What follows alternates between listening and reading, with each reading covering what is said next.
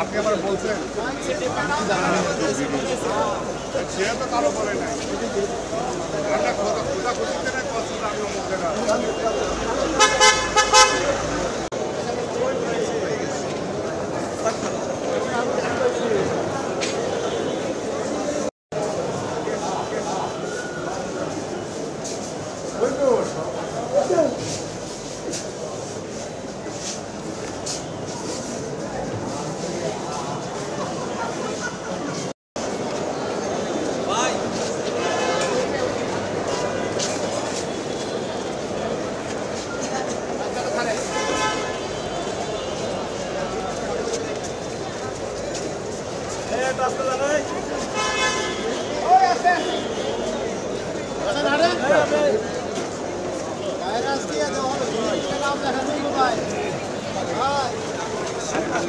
আপনি আমার বলছেন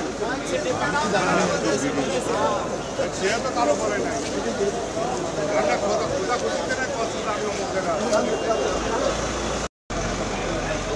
ব্যবসা বাণিজ্য না, উনি জেলে বসে ওটা দেখতেছেন, পত্রিকা দেখতেছেন যে পত্রিকাতে কি আছে না আছে সেটা। শাহবাগ থানার একটা হত্যার মামলায় উনাকে এই মামলা সোনারের দেখানো হয়েছে এবং এই মামলা সোনারের দেখানোর পর আমরা একটা জামিনের দরখাস্ত দিয়েছিলাম। হাজী মোহাম্মদ সেলিম অবৈধ একজন এমপি ফ্যাসিস্টের সহযোগী, তাকে শাহবাগ থানা একটি হত্যা মামলা সে এজাহার নামে আসামি।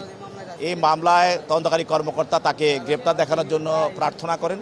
বিজ্ঞ আদালত তাকে গ্রেপ্তার দেখিয়ে জেল হাজতে প্রেরণ করেন। জাফর ইমাম ছিল কক্সবাজারের পেকুরিয়ার এমপি। সমাবেশে আওয়ামী লীগ, যুবলীগ, ছাত্রলীগ পুলিশের সহায়তায় সেখানে গুলি করে সেখানে বিএনপির অনেক নেতাকর্মীদেরকে আহত করে।